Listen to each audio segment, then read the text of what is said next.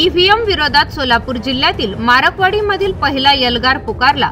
उत्तम जाणकारांना भरभरून मतदान झालेले असताना राम सातपुते यांना गावातून मतदान अधिक कसे असा सवाल ग्रामस्थांनी करत बॅलेट पेपरचा आग्रह धरला। विरोधी गोटातील बडे नेत्यांनी या गावाला भेट दिली। त्याची चर्चा गल्लीपासून दिल्लीपर्यंत झाली। शरद पवार यांनी माळशिरससह राज्यातील ग्रामपंचायतींना बॅलेट पेपरवर मतदानाचा ठराव घेण्याचे आवाहन केले। या ग्रामपंचायतीने ईव्हीएमला समर्थन दिले। आता चर्चा आहे ती पंढरपूर आणि पाटणा तालुक्याची। पंढरपूर पाटण तालुक्यातील ग्रामपंचायतींनी ईव्हीएमला समर्थन जाहीर केले आहे। एकीकडे राज्यात ईव्हीएम हटवण्याची मागणी होत असताना या दोन तालुक्यातील प्रत्येकी एका गावाने ईव्हीएमच्या बाजूने ग्रामपंचायत ठराव घेतला आहे। ग्रामसभेत ईव्हीएम समर्थनाचा ठराव मंजूर करण्यात आला आहे।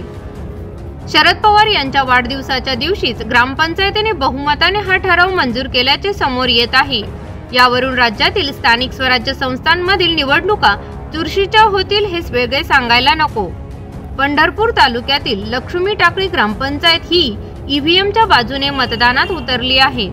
येथे शिवसेनेची सत्ता असून शिवसेना शिंदे गटाचे जिल्हा संपर्क प्रमुख महेश नाना साठे यांचे बंधू संजय साठे हे ग्रामपंचायतीचे सरपंच आहेत। या गावात ईव्हीएमवर मतदान घेण्यात यावे की नाही यासाठी चर्चा झाली।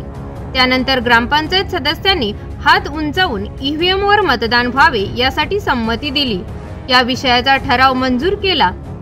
यावरून मारकवाडी ग्रामस्थांच्या भूमिकेविरोधात या गावातील ग्रामपंचायत सदस्यांनी भूमिका घेतलेली दिसून येत आहे।